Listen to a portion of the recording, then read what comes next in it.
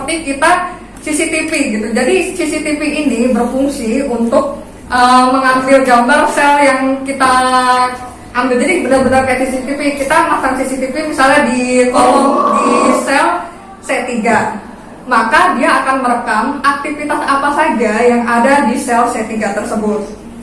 Nah, kemudian ini ada home, insert, page layout, itu merupakan tab. Dan di sini adalah formula bar. Nah, formula bar ini kalian gunakan untuk melakukan perintah eksekusi rumus, misalnya seperti sum, if, dan lain-lain. Dan di sini adalah nama file. Nama file ini kalau book 1, book 2 gitu, itu adalah yang default. Tapi kalian juga bisa mengganti sesuai dengan nama file yang kalian inginkan. Nah, di sini ada yang namakan dengan group. Di sini ada tombol dialog. Ini minimize, maximize, dan close. Dan di sini ada yang namanya dengan scroll bar. Ini untuk tombol pengaturan lembar kerja. Kalian mau dilihat untuk Excel atau dengan web atau bagaimana? Di sini adalah zoom levelnya. Di sini adalah status bar. Ini adalah navigasinya. Kemudian ini tabulasi sheet. Ini adalah yang dinamakan dengan baris dan ini adalah yang dinamakan dengan kolom. Ini adalah cell pointer. Baiklah, sekarang kita akan ke slide selanjutnya. Di sini dijelaskan terkait dengan fungsi-fungsi elemen pada worksheet. Yang pertama adalah quick access bar.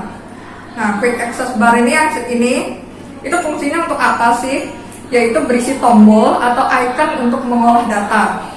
Yang kedua adalah nama file. Nama file yang sudah kita lihat di sini ada book 1, ini defaultnya, kita bisa ganti. Nah, sesuai dengan apa yang kita inginkan, kita bisa file save as, dan kemudian Excel ini tulisannya nama file XLS, ataupun masih banyak sih sebenarnya untuk penyimpanan Excel, bisa sebagai makro atau dan lain sebagainya. Kemudian ada yang dinamakan dengan tombol dialog. Ini adalah tombol dialog, yaitu untuk membuka kotak dialog dengan perintah-perintah yang lebih kompleks. Kemudian ada yang dinamakan dengan group. Nah, ini grup ini ada insert, ada delete, ada format. Itu merupakan bagian yang terletak di bawah tab yang berisi sederetan tombol-tombol perintah untuk menjalankan suatu proses tertentu. Nah, kemudian ini ada minimize, maximize, ataupun close. Minimize untuk meminimalisir. Kita misalnya pengen membuka PowerPoint, kita dari Excel ingin ke PowerPoint, kita minimize saja juga bisa. Kemudian langsung kita buka PowerPoint. Ataupun maximize dia untuk melebarkan bentang daripada lembar kerja itu sendiri. Kemudian close ketika kita sudah menyelesaikan data kita di Microsoft Excel. Oke. Kemudian ada yang namakan dengan ribbon, yaitu apa sih ribbon itu? Ribbon adalah gabungan dari menu pull down di menu toolbar. Ini adalah menu ribbon. Yang kemudian ada, tadi sudah saya jelaskan apa yang dinamakan dengan baris. Baris itu yang angka ini, kemudian yang kolom itu yang ABCD. Nah, Microsoft Excel ini bisa menampung data hingga 1 juta data. Jadi di sini bisa kita lihat bahwa baris itu mempunyai jumlah baris 1.048.576 dan kolom itu sebesar 16.348. Nah, jadi Microsoft Excel ini bisa mengolah data yang sangat besar gitu. Nah, kalau misalnya kita punya data yang sangat besar kali, misalnya dari 2 juta baris, kita bisa konversikan menjadi CSV. Nah, nanti kalau misalnya udah CSV itu, nanti pengolahannya beda lagi, tidak di Microsoft Excel. Bisa dengan SQL ataupun bisa dengan Python ya. Kalau misalnya kita bisa dengan Python. Kemudian cell pointer. Nah, ini cell pointer nih. Ini adalah sel. Sel adalah pertemuan antara baris dan kolom. Nah, kemudian ada yang dinamakan dengan formula bar. Nah, teman-teman, kalau misalnya teman-teman ingin mengetik perintah, misalnya sum sama dengan range yang kita ingin jumlahkan, sebenarnya bisa di sini ataupun bisa di sini. Tapi ketika perintah itu sangat kompleks, lebih baik teman-teman tuliskan di sini karena akan lebih apa ya, lebih bisa untuk dikoreksi gitu. Maksudnya kalau misalnya ada yang error sintaknya, oh ini apa sih yang error, nah ini bisa terbaca di sini. Oke. Nah, kemudian ada tab lembar kerja. Nah, di sini ada yang namakan dengan tab lembar kerja. Nah, di sini ini kalian bisa lihat ini sebagai Excel kah, sebagai PowerPoint kah, atau sebagai sebagai Excel atau sebagai untuk tampilan di web gitu. Jadi teman-teman, di Excel ini jika kalian sudah bisa mengerjakan datanya, sudah diolah dan menjadi untuk visualisasi data berupa grafik-grafik, kalian bisa memindahkan Excel ini ke dalam web kalian, tapi tidak serta-merta dari Excel langsung pindah ke web. Kalian harus konversikan, misalnya kalian bisa pakai Google Data Studio. Nah, dengan Google Data Studio kalian bisa memindahkan apa saja yang sudah kalian kerjakan ke dalam web gitu. Jadi kan sebenarnya kalau misalnya ya, untuk di perkantoran itu sebenarnya user kita atau bos kita itu tidak mau langsung data mentah gitu aja, dan yang nggak ngerti mau diapain ini, terus kemudian interpretasinya seperti apa gitu. Jadi dia pengennya adalah data yang sudah diolah menjadi grafik, dan itu sudah bisa dilakukan untuk pengambilan keputusan, baik keputusan jangka pendek, jangka menengah maupun jangka panjang. Nah, kemudian ada yang dinamakan dengan scroll bar. Scroll bar ini untuk menggeser ya, atau menggulung posisi. Nah, ini nih scroll bar. Misalnya kalian punya data di bawah, kalian bisa scroll ke bawah, ataupun kalian bisa punya data lebih ke kanan, kalian bisa scroll ke kanan. Nah, kemudian ada tombol navigasi, yaitu berfungsi untuk berpindah dari satu sheet ke sheet yang lain.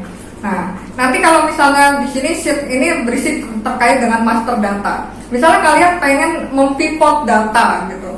Nah, pasti pivotnya ini akan pindah ke sheet 2 ini, dan ini tombol navigasi ini bisa untuk memindahkan sheet yang kalian inginkan. Karena kan nanti kalau misalnya kalian bekerja, itu sheetnya tuh akan banyak sekali gitu. Jadi ya bisa dengan tombol navigasi sheet ini. Kemudian di sini ada status bar, berisi tombol atau icon untuk mengaktifkan pekerjaan tertentu. Jadi di sini ada yang namanya status bar. Nah, di sini status barnya itu adalah ready. Ready artinya worksheet ini sudah siap untuk kalian gunakan untuk pengolahan data.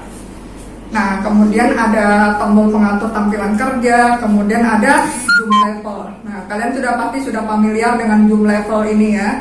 Kalau misalnya kalian kurang jelas dengan datanya, bisa kalian zoom in ataupun zoom out.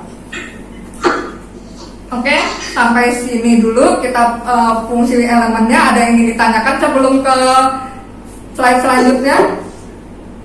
Halo? Halo teman-teman? Ataukah saya kecepatan?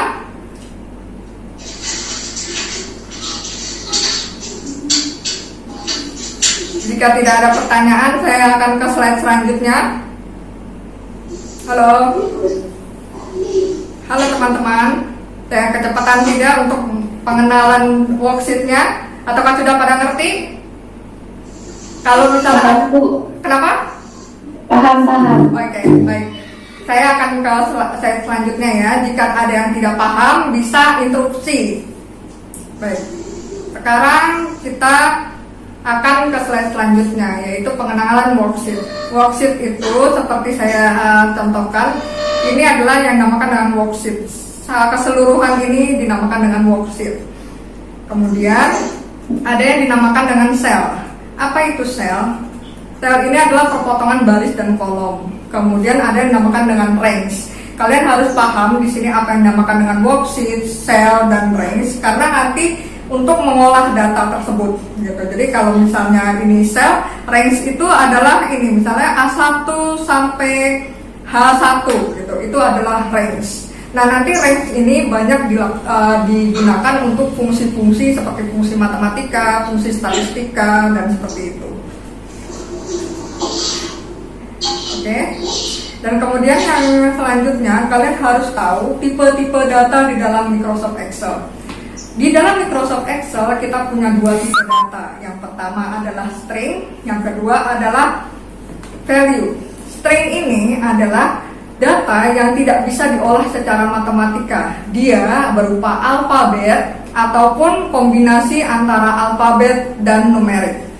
Misal sebagai contoh, AM45, dia akan lebih rata kiri. Jika dia adalah string, dia akan rata kiri. Tetapi ketika dia value, dia akan rata kanan seperti ini.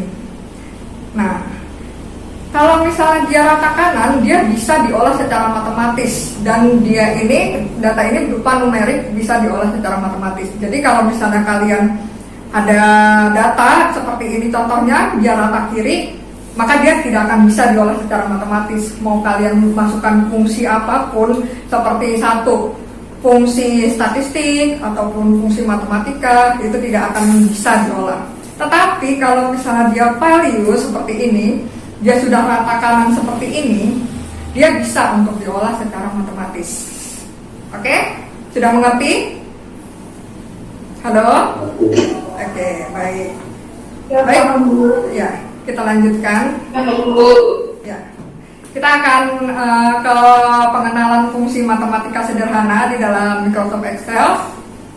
Nah, di sini fungsi dalam Microsoft Excel itu ada banyak. Yang pertama ada fungsi matematika, ada fungsi statistika, dan bahkan ada fungsi finansial. Dan biasanya kalau finansial ini dulu waktu saya kuliah dan saya kerja juga dipakai juga untuk studi kelayakan bisnis. Biasanya untuk ngelihat net present value ataupun future value, ataupun misalnya untuk melihat berapa jumlah kredit yang harus dibayarkan per bulannya gitu.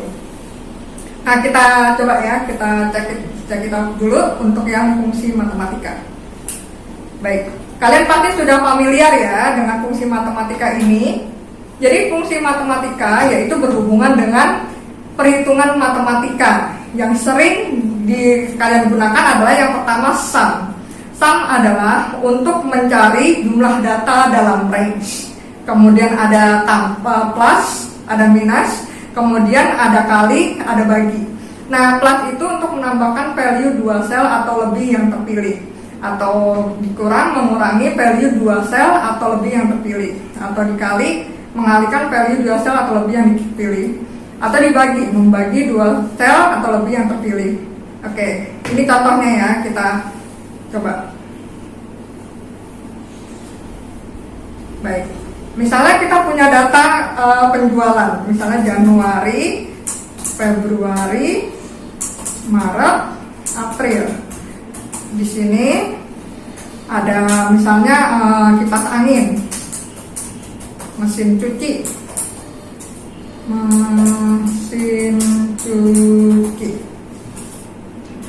misalnya ya, seperti itu. Di sini adalah semisal data penjualan.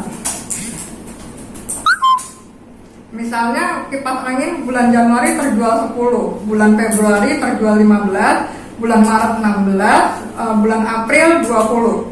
Ataupun mesin cuci misalnya 5, kemudian 10, 15, 20. Baik, kita coba untuk fungsi matematika sederhana ya. Seperti ini kelihatan nggak Excelnya saya buka? Oke, baik, kita akan total penjualannya kita berapa? Kita coba ya dengan fungsi matematika, biasanya kita pakai sum. Oke.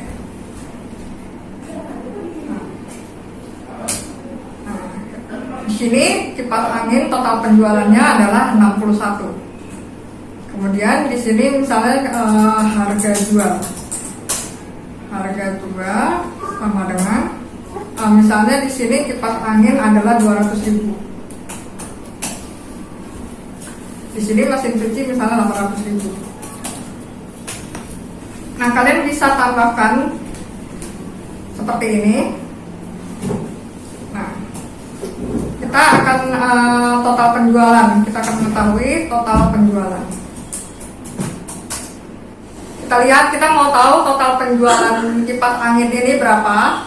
Yang pertama adalah sum. Kita pakai sum. Tadi salah satu fungsi matematika yang lazim digunakan adalah sum. Kemudian range-nya itu adalah dari D4 sampai ke G4. Oke. Nah, di sini penjualan kipas angin dari Januari sampai Maret adalah 61 unit. Kemudian untuk mesin cuci kita tidak perlu untuk tulis sum lagi, kita tinggal tarik ini nih. Ada yang kayak persegi 4 ini kan, tarik ke bawah. Ya, seperti itu. Nah, ini sebenarnya selain sum kita bisa juga dengan penggunaan tanda tambah. Kalau tanda tambah kita pengen tahu hanya Februari dan Maret saja. Jadi disimak dulu satu-satu karena nanti kita akan akan ada peningkatan. Misalnya sekarang kita coba yang sangat sederhana dulu. Karena ini adalah basic teorinya. Kemudian Maret. Nah, bisa seperti ini. Ataupun kita pengen tahu nih, kita cuma ada total penjualan saja.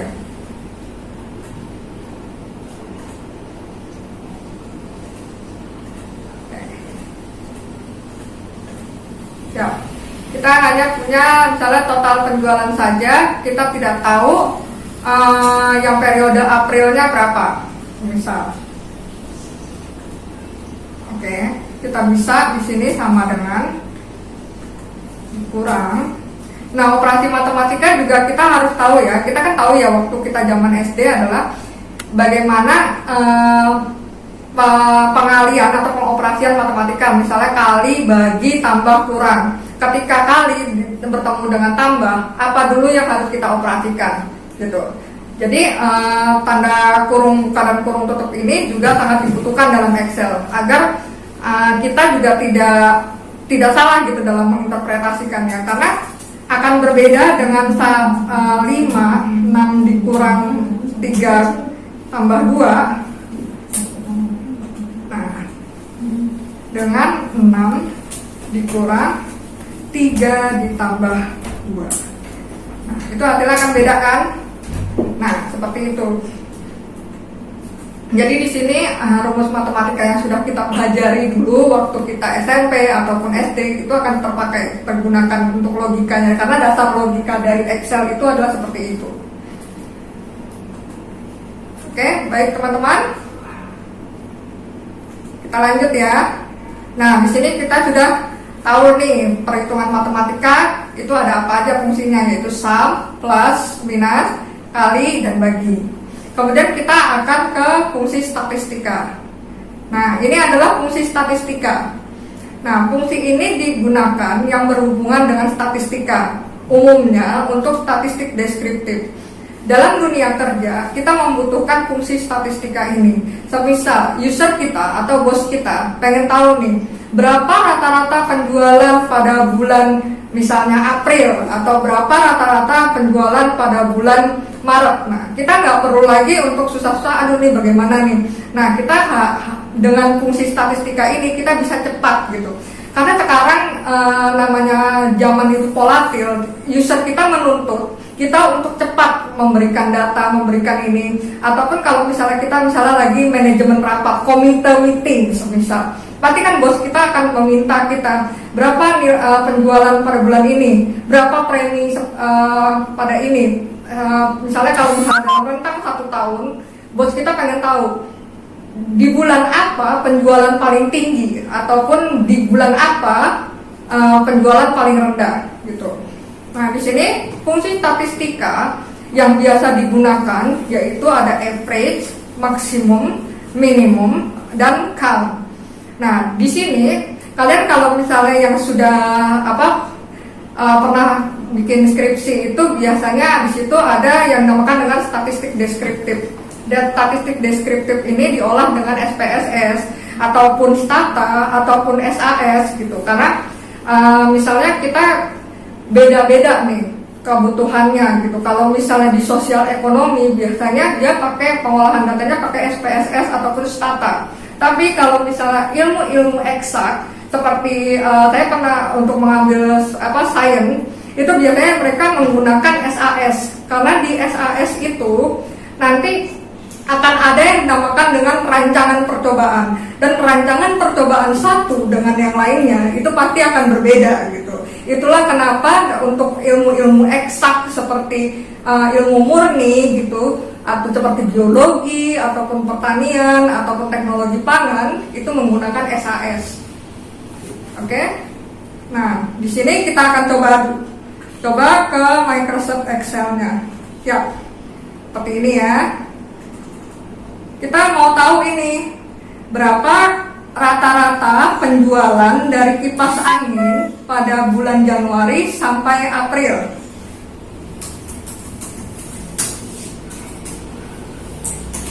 Nah, ini totalnya kita tinggal kalikan saja. Nah, oke. Average.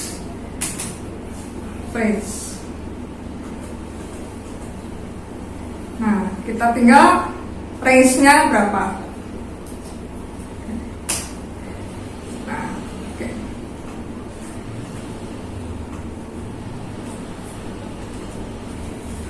Rata-rata penjualannya ini ya. Rata-rata.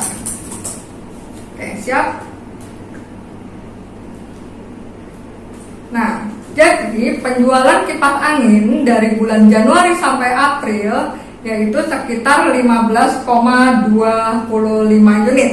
Ya, kita bisa bilang ke user kita bisa istilahnya, karena kalau misalnya kipas angin kan nggak mungkin kan 15/4 unit gitu kan, kita harus bulat gitu. Jadi bisa kita bulatkan ke bawah ataupun bulatkan ke atas gitu. Jadi misalnya kalian bisa bilang 15, Bapak Ibu bisa bilang 15 ataupun bisa 16 unit gitu. Kemudian jika user kita bertanya kira-kira berapa penjualan tertinggi penjualan tertinggi itu berapa dan di bulan apa? Kalau misalnya ini dalam konteks datanya per tahun ya, maksimum sama dengan max.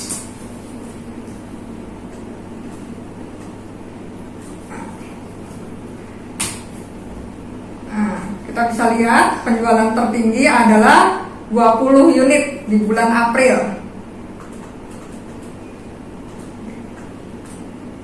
Nah, di dalam mesin cuci juga sama, yaitu penjualan maksimum itu 20, yaitu di bulan April. Kemudian di sini minimum penjualan sama dengan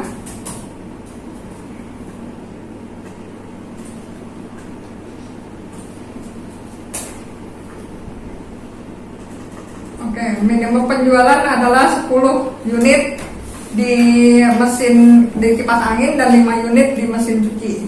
Nah, ini 10 unit dan 5 unit di mesin cuci. Halo teman-teman, jika ada yang tidak mengerti dan ada yang ingin ditanyakan, tidak masalah, kalian cukup buka mic-nya untuk bertanya. Kemudian jangan lupa dari peraturan mengikuti pelatihan ini, kamera harus dibuka. Oke? Ya. Sudah ya, tidak ada yang tanyakan, kita akan ke slide selanjutnya.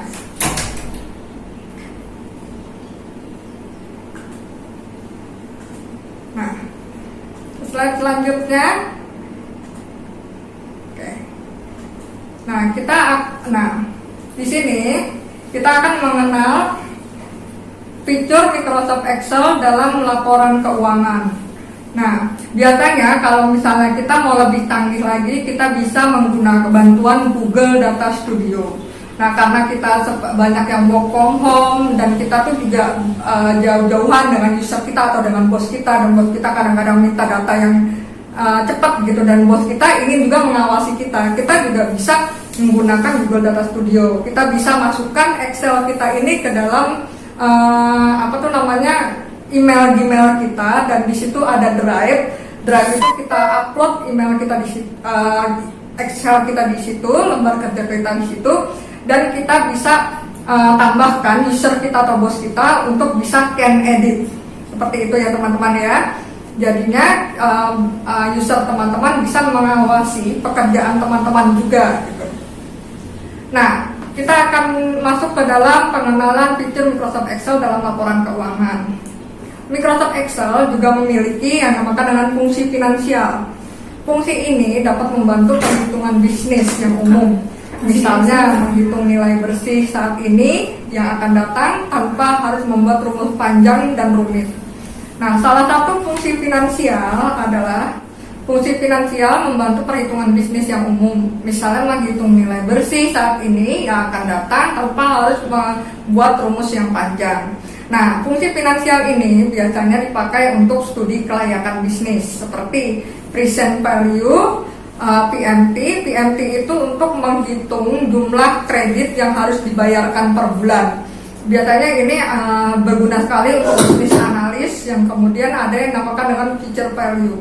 Apa sih ini fungsi ini? Future value adalah untuk mengetahui berapa nilai uang kita di masa yang akan datang.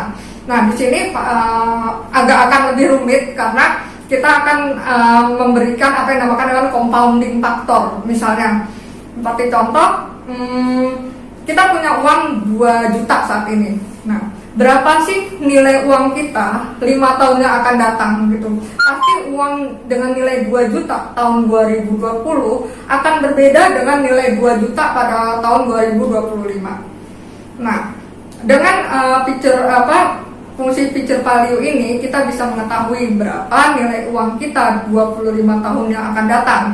Ataupun sebaliknya dengan present value. Semisal kita mau mendepositokan uang, semisal kita 10 juta.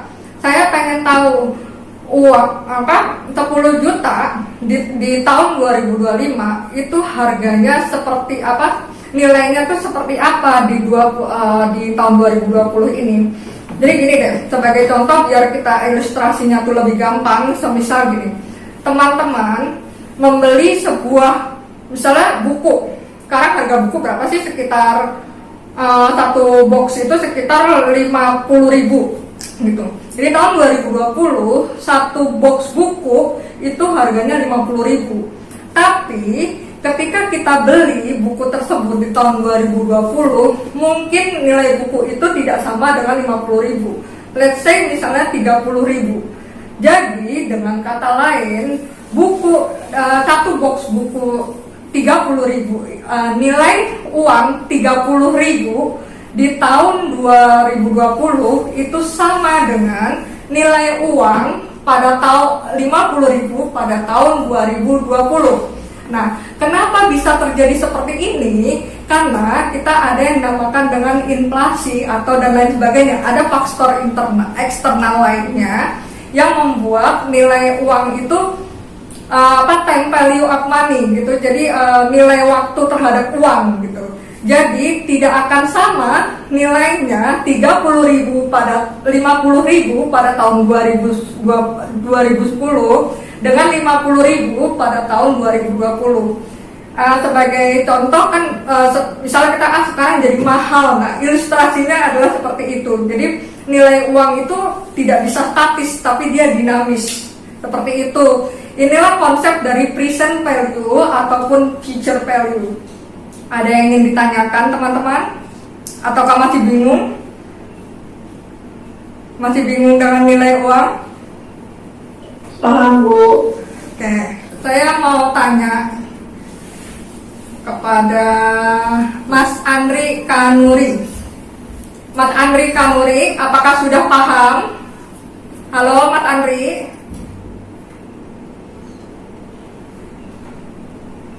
Halo. Mohon mic-nya dinyalakan. Atau di sini ada Pak Rifki Ade Putra. Halo Kak. Mohon dinyalakan. Apakah Halo, Bu. Ya, sudah mengerti? Mengerti, Bu. Oke, mengerti. Coba ya, saya tanya. Fungsi sum itu untuk apa sih? Tadi kan Untuk menjumlahkan data, Bu. Bisa pertambahan, kurangan, kali sama bagi. Bukan ya, saya koreksi ya. Sum itu adalah menjumlahkan berdasarkan dengan range, oke? Jadi beda kalau misalnya ada kali bagi dan kurang itu adalah dinamakan dengan fungsi matematika. bukan sum itu sendiri. Oke? Baik, terima kasih Mas Rifki. Yang lainnya ada yang belum ngerti? Saya coba dengan Mbak Rosita Husnun Fauzia. Halo Mbak Rosita. Ya, halo Bu. Ya, sudah pahamkah? Sudah Bu. Oke, sudah. Insya Allah. Saya pengen tanya nih, kira-kira sudah paham belum dengan nilai uang tersebut? Maksudnya nilai uang? Iya Bu, sudah. Sudah paham. Jadi bisa dijelaskan sesederhananya seperti apa? Jadi semisal nih, saya punya uang sekitar 50.000 di tahun 2010. Apakah nilai uang yang saya miliki di tahun 2010 sebesar 50.000 itu akan sama dengan nilai uang yang saya pegang 50.000 tersebut pada tahun 2020? Sama atau tidak?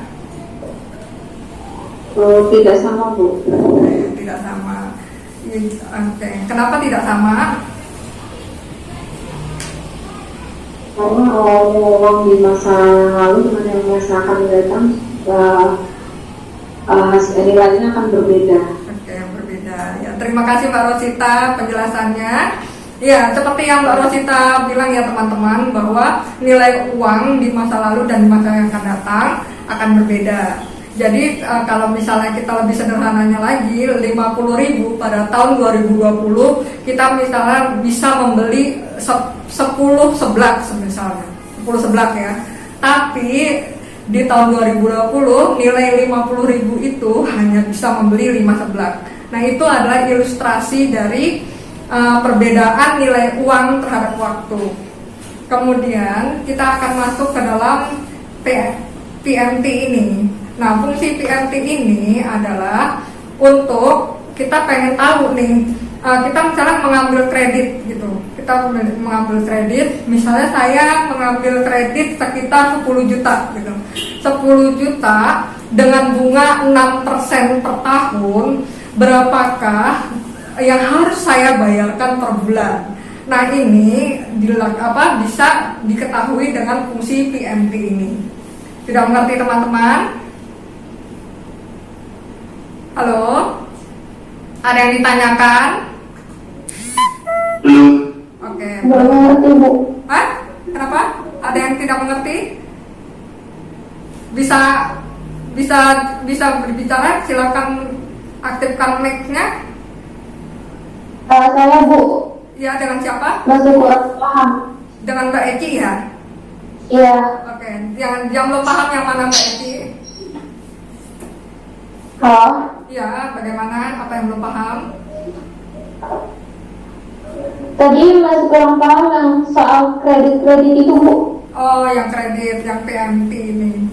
Jadi, semisal seperti ini. Di dalam fitur Microsoft Excel ini, kita bisa tahu seperti contoh, Mbak Eci saat ini mengambil kredit pinjaman sebesar 10 juta. Ya, 10 juta. Mbak Eci akan cicil per bulan selama 1 tahun dengan bunga tetap sebesar 6%. Nah, berapakah yang harus Mbak Eci bayar per bulannya? Nah, ini sebenarnya kalau misalnya Mbak Eci pergi ke bank ataupun ke pinjaman-pinjaman online ataupun leasing gitu, biasanya kan akan terlihat tuh berapa sih yang harus kamu bayarkan per bulan. Nah, itu bisa dihitung dengan PMT ini gitu. Tapi di Excel ini harus dengan satu syarat. Yang pertama adalah bunga harus tetap, jadi flat gitu. Jadi karena kalau misalnya di studi kelayakan bisnis sendiri, ada yang dinamakan bunga flat, ada yang dinamakan dengan bunga mengambang gitu. Mengerti? Halo? Sudah mengerti? Iya Bu, paham Bu. Ya, ilustrasinya seperti itu. Baiklah, ada yang ingin tanyakan lagi? Halo? Sudah? Kalau sudah tidak ada yang ingin tanyakan lagi, kita akan ke slide selanjutnya. PMT ini ilustrasinya adalah seperti ini. Mbak Eci mengambil hutang sebesar 10 juta yang akan dibayarkan selama 1 tahun dengan bunga flat 6%. Berapakah yang harus Mbak Eci bayarkan setiap bulannya? Jadi angsurannya berapa? Semisal apakah 800 sekian atau 900 sekian. Nah, fitur ini banyak digunakan oleh bisnis analis ataupun analis kredit untuk menentukan berapakah yang harus dibayarkan per bulan. Jadi kan pernah ya, kalau misalnya kita lihat di bank misalnya kan kita bisa tahu tuh misalnya dengan pinjaman misal 10 juta berapa angsurannya per bulan. Nah, ini bisa dengan PMT ini, dengan rumus PMT ini. Tapi ada satu syaratnya juga. Di dalam Excel ini PMT, jadi PMT ini syaratnya adalah bunganya harus tetap flat ya. Bukan dengan bunga mengambang. Karena kalau misalnya bunga mengambang dalam arti kadang bisa 6%, 8% gitu per tahun, itu akan ada analisisnya lagi, ada toolsnya lagi. Kalau PMT ini hanya yang flat saja gitu. Oke, mengerti teman-teman? Halo, ada yang ditanyakan? Oke, siap. Oke. Kita ke selanjutnya ya. Ke slide selanjutnya. Nah, untuk pelaporan keuangan ini ada yang dinamakan dengan fungsi finansial dan ada yang juga dinamakan dengan dashboard interaktif ya teman-teman. Ini adalah tampilan dari dashboard interaktif. Ya. Nah, apa sih dashboard interaktif ini? Nah, dashboard interaktif ini itu untuk pelaporan kepada manajemen. Jadi kalau misalnya kita manajemen komite meeting gitu, biasanya kan kita disuruh untuk mempresentasikan bagaimana hasil kerja kita gitu. Dan ini dashboard interaktif ini sangat berguna saat kita untuk presentasi kepada manajemen. Nah, ini adalah contoh dashboard interaktif. Di sini kita bisa yang namakan produk, negara, kemudian tanggalnya. Di sini bisa dengan secara otomatis. Jadi kita seperti presentasi di dalam Microsoft PowerPoint. Jadi kita tinggal klik-klik saja. Seperti misalnya contohnya, manajemen pengen tahu penjualan daripada Paseo di negara Prancis pada bulan misalnya Desember 2030 seperti apa. Jadi kita nggak perlu lagi kita cari lagi filenya di mana gitu. Jadi langsung aja kita ke dalam dashboard ini gitu. Dan ini sangat efisien sekali gitu loh, kakak. Ada yang pernah lihat dashboard ini? Halo?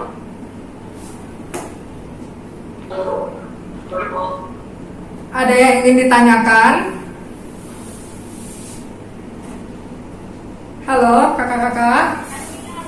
Aku mau nanya cara ngaktifin dashboard interaktif kalau mau presentasi kayak gimana Bu?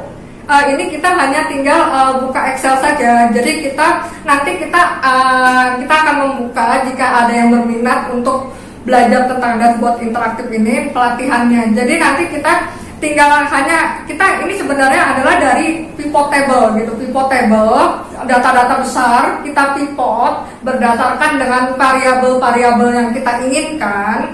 Kemudian hasil pivot itu kita masukkan ke dalam satu sheet. Jadi kita hanya mempresentasikan kepada manajemen hanya satu sheet ini saja, seperti itu.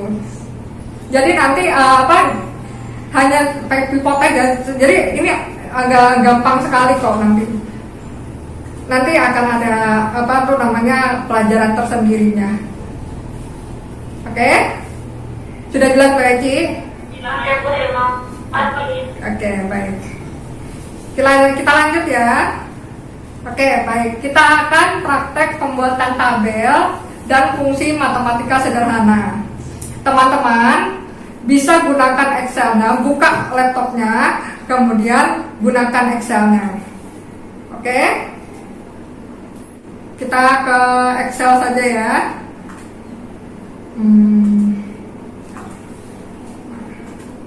Tadi bisa lihat teman-teman, bisa dipraktekkan dulu. Di sini ada nomor, nama barang, jumlah barang, harga satuan, dan sales.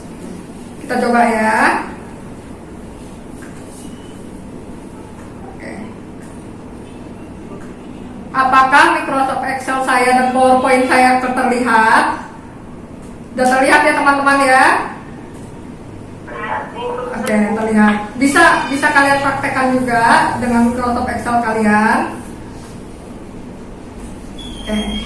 Yang pertama kita buat adalah judulnya rekap penjualan toko ABC. Kemudian ini kita per tanggal ya, atau bisa per 30 September 2020. Kita di sini ada yang namakan dengan nomor, nama barang, jumlah barang, kemudian harga satuan, kemudian sales. Oke.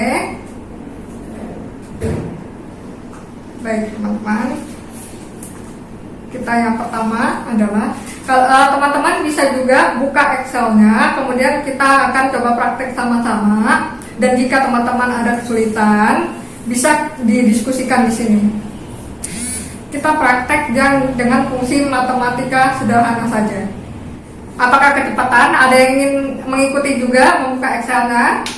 Oke, pertama buka kipas angin. Teman-teman, jika ada yang tidak mengerti, kalian boleh tanyakan ya. Oke, baik teman-teman. Sudah ada yang mengikuti membuat tabel seperti ini? Halo? Ya, Bu. Sudah, oke. Jika ada kecepatan, bisa interupsi ya.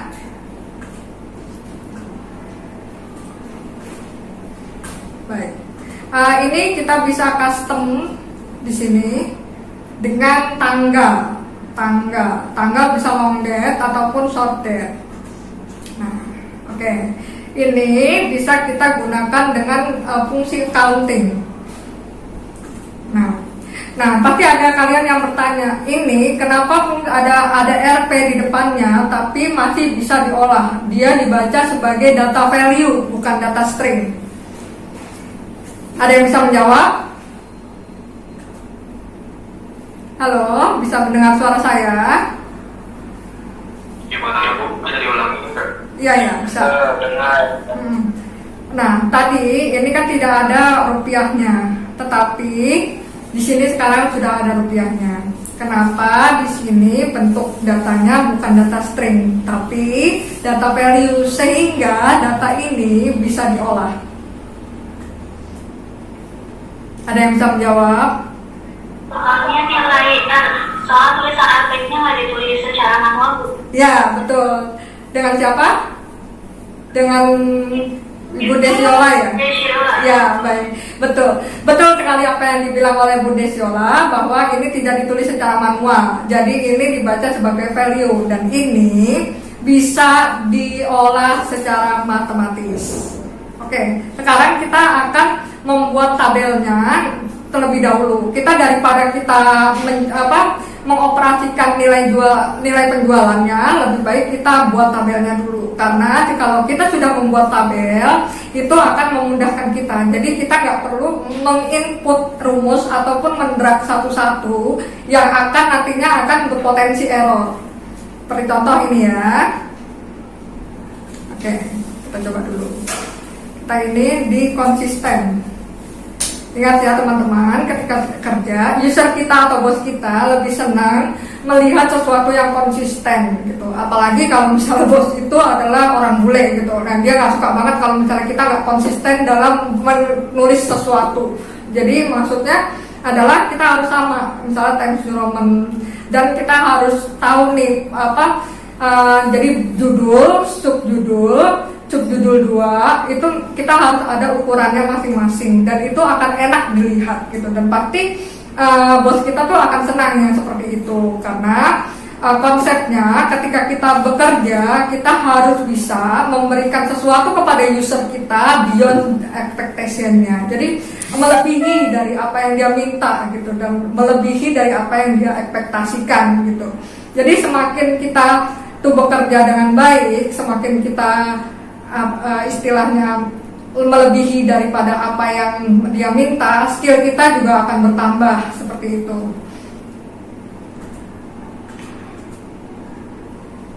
Nah, di sini juga misalnya ini 12.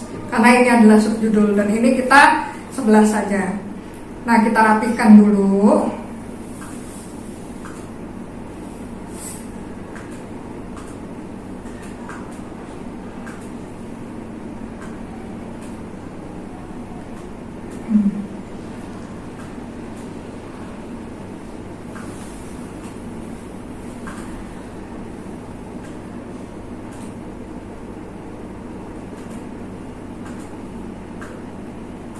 Oke, yang pertama kita buat adalah kita membuat tabel. Kita nggak pakai tabel secara manual dengan cara kita pakai alignment kemudian border gitu, enggak. Kita nggak akan pakai seperti itu. Yang kita pakai adalah tabel. Kita blok dulu, kemudian insert, kemudian tabel ini. Oke, nah sudah. Setelah kita dapatkan tabel yang seperti ini, kita dapat mengolah jumlah salesnya, yaitu jumlah sales adalah jumlah barang dikalikan dengan harga satuan. Oke? Nah, setelah kita enter, itu akan terjumlah sendiri. Dan ini bisa untuk meminimalisir error. Oke? Mengerti? Baik. Jadi kalau misalnya kalian ingin lebih teliti, saya sarankan menggunakan dengan tabel ini. Jadi tabel di sini bukan tabel border, tapi di sini itu dapat istilahnya mengcopy secara secara otomatis rumus-rumus kalian ke sel selanjutnya di bawahnya seperti itu. Kemudian kita akan mengetahui berapa total salesnya pada bulan September. Kita total sales.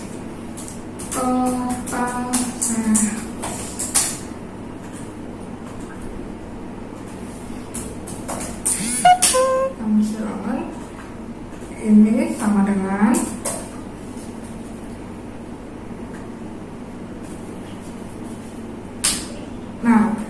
dia ketahuan yaitu 50.900.000.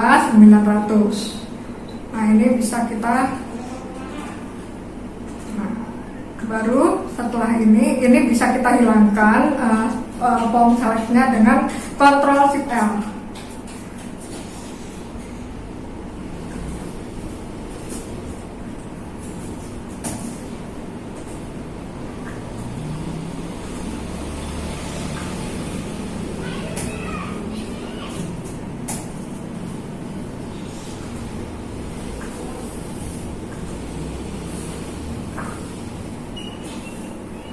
Nah, kita bingkai ini ke dalam border, ke alignment, kemudian border. Oke. Jadi terlihat lebih rapi. Ataupun biasanya kalau misalnya ini ada yang bisa untuk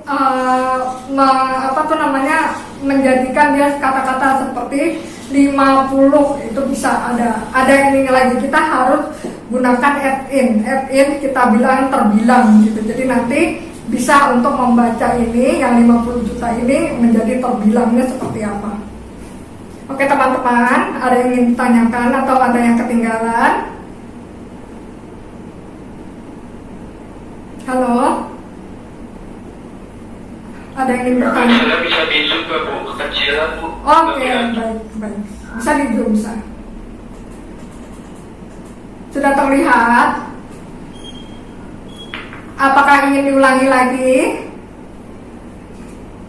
Bapak Rifki? Ingin diulangi lagi? Oke, boleh. Ini semisal ini ya. Kita ingin tahu, ya. Tadi rumus sales adalah sama dengan jumlah barang dikalikan dengan harga satuan. Nah, bisa dengan otomatis dia sendiri. Kenapa bisa otomatis seperti ini? Nah, oke, ada yang tanya, bagaimana bikin secara otomatis? Kita gunakan apa yang dinamakan dengan insert, kemudian kita tabel. Dan kalau misalnya untuk tahu, oke, saya ulangin aja dulu lagi ya. Lebih baik saya ulangin lagi.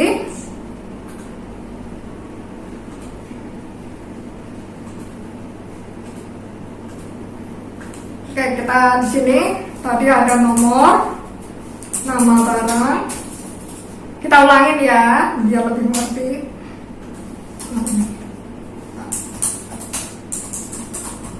Nomor, nama barang, kemudian tadi jumlah barang, harga satuan, total sales.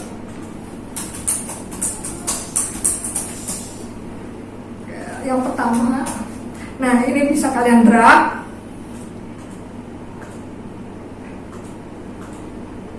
Sorry.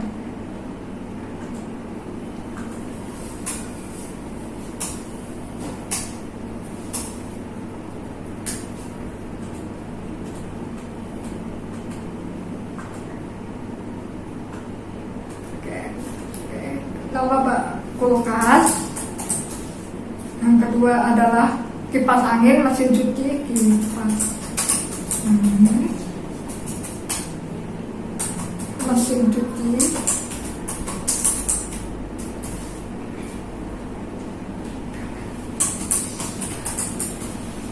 dispenser, kemudian televisi.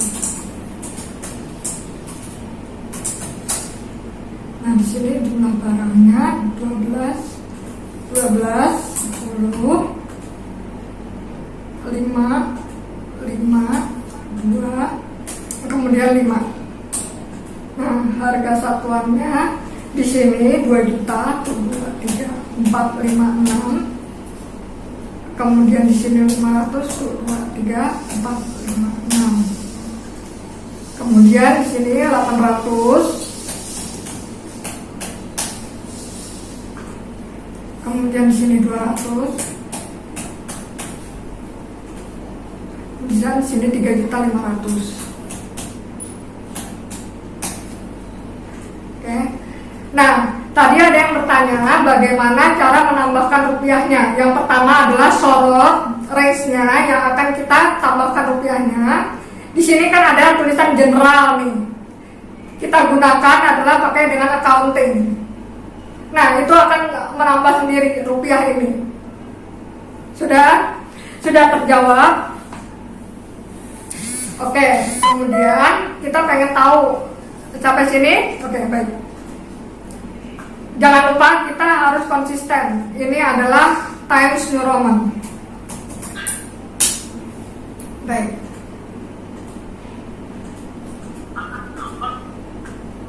Oke. Nah, kita akan membuat otomatis agar kita memperkecil kesalahan penghitungan. Yang pertama harus kalian lakukan adalah kita sorot semuanya, semua range-nya. Kemudian insert, di sini ada tulisan tabel. Oke? Create tabel. Sudah? Halo teman-teman, sudah mengerti? Oke. Oke, kita akan menghitung total salesnya. Yang pertama harga barang dikalikan dengan harga satuan. Nah, secara otomatis. Ada yang ingin tanyakan? Ini dikali ya, total sales sama dengan jumlah barang dikali harga satuan. Kenapa? Ada yang ingin tanyakan? Lanjut. Ya, oke, lanjut. Nah, kita akan tahu total penjualan toko ABC pada bulan September 2020. Yaitu total Nah, total penjualannya adalah sama dengan sum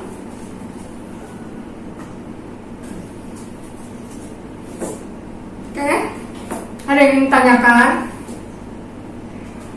Sudah mengerti? Sudah jelas? Tidak pun. Oke, sudah jelas ya.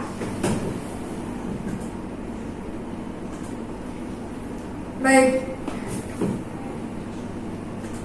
Jika sudah jelas, demikianlah dari saya. Tetapi teman-teman, sebelum saya mengakhiri dari pertemuan ini, saya mau minta teman-teman untuk mengisi terkait dengan form untuk evaluasi dari pelatihan ini. Jika kalian berminat untuk ada pelatihan selanjutnya, jadi kami menyediakan yang pertama adalah Basic Excel, kemudian Intermediate Excel, ada juga Advanced Excel. Nah, kalau misalnya untuk Basic Excel, kalian akan diajarkan untuk membuat grafik. Jadi kalian akan tahu bagaimana fungsi-fungsi grafik dan seperti linear itu bagusnya untuk seperti apa, grafik batang itu bagusnya seperti apa, grafik donat ataupun pie itu untuk data yang seperti apa.